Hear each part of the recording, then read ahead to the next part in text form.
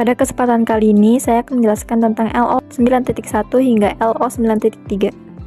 LO 9.1, induksi lempeng neural. Perkembangan sistem saraf dimulai sekitar minggu ketiga setelah pembuahan dengan terbentuknya lempeng neural dari lapisan endoderm akibat induksi sinyal kimia dari mesosperm atau organizir.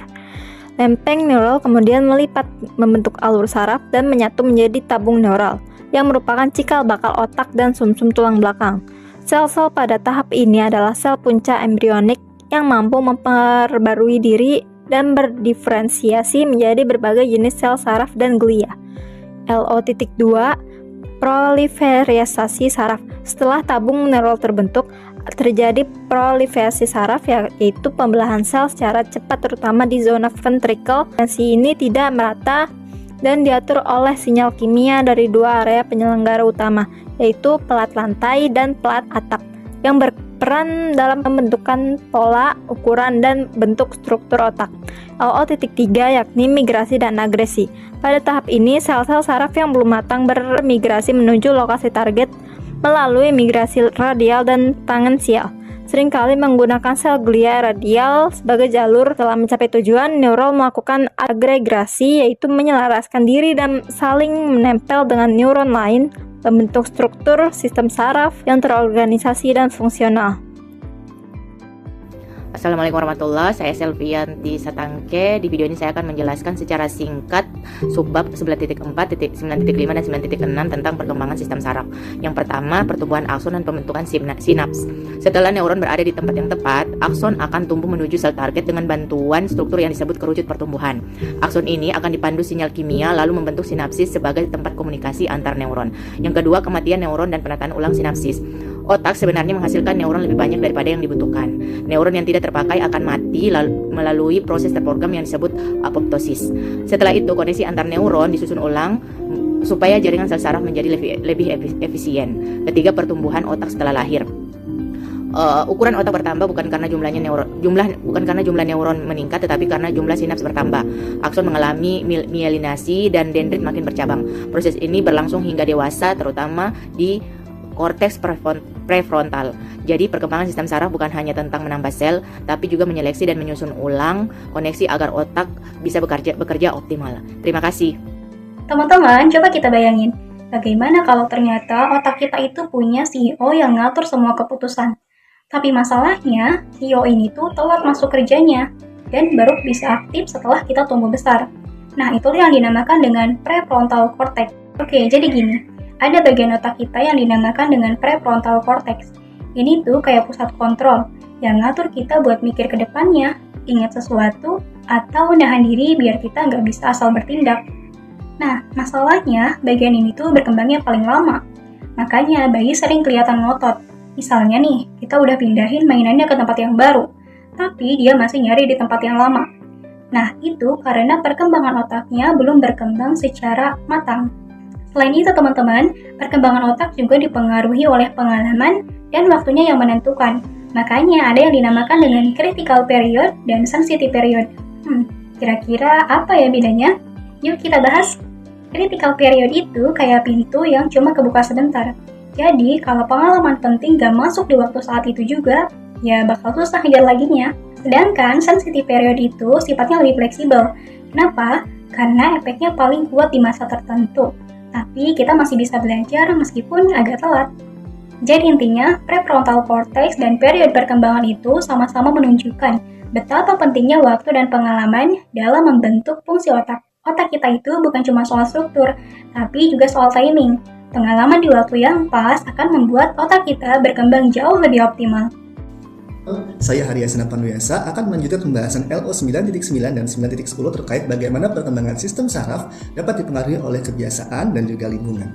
Tahu nggak sih teman-teman bahwa perkembangan sistem saraf itu bisa disebabkan oleh pengaruh lingkungan dan juga kebiasaan mereka. Nah, di sini peneliti di tahun 1990 meneliti terkait bagaimana perkembangan sistem saraf mata, khususnya sensorik mata nih ya, sensorik mata seekor tikus yang mata kanan ditutup dan mata kiri dibuka. Dan hasilnya dapat dibuktikan bahwa mata kanan yang ditutup itu cenderung memiliki fungsionalitas atau memiliki sensitivitas cahaya yang lebih rendah dibandingkan mata kiri yang dibuka lebar. Hal ini disebabkan karena kekuatan atau kemampuan beradaptasi mata kanannya selama ini ditutup sehingga otak berfungsi yang sebelumnya menerima cahaya di bagian mata kanan tidak terbiasa sehingga menganggap bahwa mata kanannya itu tidak berfungsi dengan baik, sehingga sistem sel-sel saraf yang ada di mata secara sensorik tidak dapat aktif dan juga tidak bisa beradaptasi dengan cahaya, menyebabkan mata kirinya justru yang berkembang lebih optimal bahkan lebih kuat. Nah, sama seperti tikus yang tinggal di cahaya yang gelap dibandingkan dengan tikus yang dites hidup di tempat dengan cahaya yang terang. Ketika tikus yang hidup di cahaya yang gelap itu mengalami degenerasi lebih cepat, di mana matanya tidak bisa beradaptasi dengan cahaya atau sensitif dengan cahaya, sehingga tidak bisa melihat dengan baik ketika cahaya yang terang. Sedangkan tikus yang hidup di tempat yang terang justru memiliki indera mata atau indera penglihatan yang lebih bagus, karena sistem saraf yang ada di matanya dapat saling berkoneksi antara satu sama lain dan sistem sensoriknya cenderung aktif dan juga bisa beradaptasi dengan cahaya sehingga dapat melihat lebih kuat. Nah, sama seperti manusia, ketika suatu perkembangan sistem sarafnya, ketika diajarkan bagaimana untuk berjalan, bagaimana hidup di lingkungan yang mendukung, tentu akan dapat mempengaruhi bagaimana perkembangan sistem sarafnya, baik itu bagaimana mereka berkembang secara habitual maupun disebabkan oleh environmental. Nah, dari sini terbuktikan bahwa sebetulnya perkembangan sistem saraf juga dapat disebabkan oleh kebiasaan dan juga lingkungan yang suportif. Assalamualaikum warahmatullahi wabarakatuh. Perkenalkan, nama saya Zahra. Di kesempatan kali ini saya akan menjelaskan secara singkat materi Learning Objective 9.11 dan 9.12 yang bahas pengaruh pengalaman terhadap perkembangan dan organisasi sistem saraf. Learning Objective 9.11 menjelaskan bahwa pengalaman dapat memengaruhi peta sensorik topografis di korteks otak. Penelitian menunjukkan bahwa input sensorik sejak dini berperan penting dalam membentuk organisasi sistem saraf. Ketika input sensorik terganggu, seperti pada deprivasi penglihatan pada satu mata, struktur dan fungsi korteks visual juga ikut berubah. Hal ini menunjukkan bahwa perkembangan otak bersifat plastis dan dipengaruhi oleh pengalaman. Sementara itu, Learning Objective 9.12 menekankan bahwa aktivitas saraf spontan dan pengalaman berfungsi untuk menyempurnakan perkembangan saraf. Bahkan sebelum sistem saraf berkembang sepenuhnya, neuron sudah aktif dan berinteraksi dengan lingkungan. Aktivitas ini membantu menyempurnakan koneksi saraf agar sesuai dengan tuntutan lingkungan. Dengan kata lain, pengalaman tidak membentuk otak dari nol, tapi menyesuaikan dan mengoptimalkan jaringan saraf yang sudah ada. Kesimpulannya, pengalaman dan aktivitas saraf memiliki peran penting dalam perkembangan otak, baik dalam membentuk peta sensorik maupun dalam menyempurnakan fungsi jaringan saraf. Hal ini menegaskan bahwa otak bersifat plastis dan terus beradaptasi terhadap lingkungan. Assalamualaikum warahmatullahi wabarakatuh. Perkenalkan, nama saya Nurani Marfah. Saya akan menjelaskan secara singkat terkait dengan materi dalam subbab 9.13 dan 9.14 terkait dengan materi neurogenesis pada mamalia dewasa. Dahulu, para ilmuwan percaya bahwa otak dewasa adalah struktur yang statis dan tidak bisa menumbuhkan sel baru. Namun, pandangan ini runtuh setelah ditemukannya neurogenesis atau kelahiran neuron baru. Hal ini diteliti pada burung penyanyi, tikus, hingga manusia dewasa. Pada manusia dewasa, sekitar 700 neuron baru lahir setiap hari di hippocampus. Neuron ini berasal dari sel punca di zona subventikular dan gyrus dentatus.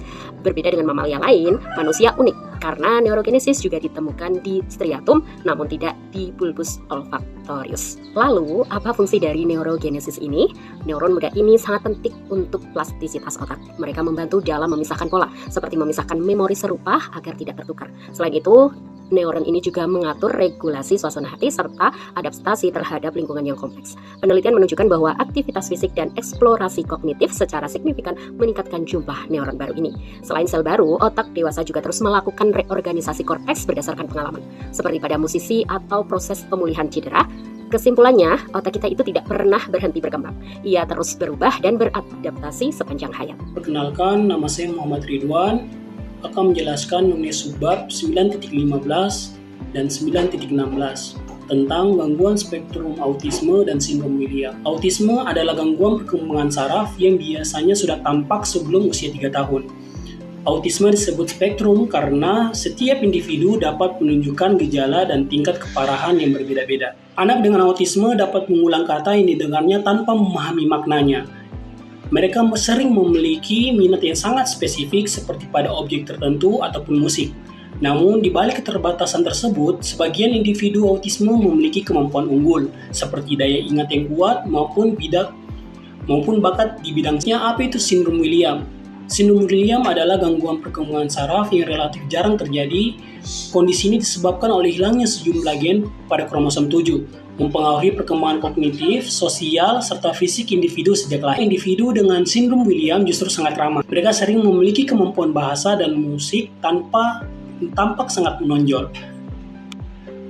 Di sisi lain, individu dengan sindrom William mengalami kesulitan yang berat dalam kemampuan spasial, seperti mengenali arah atau menggambar objek. Oke, sebagai penutup, autisme dan sindrom William menunjukkan dua pola perkembangan otak yang berbeda. Autisme cenderung ditandai dengan penarikan diri sosial, sedangkan sindrom William ditandai dengan sifat yang sangat sosial. Keduanya mengingatkan kita bahwa perkembangan otak manusia bisa sangat tidak merata, sehingga penting bagi kita untuk bersikap lebih memahami dan inklusif. Mungkin cukup sekian dari akhir kata. Wassalamualaikum warahmatullahi wabarakatuh.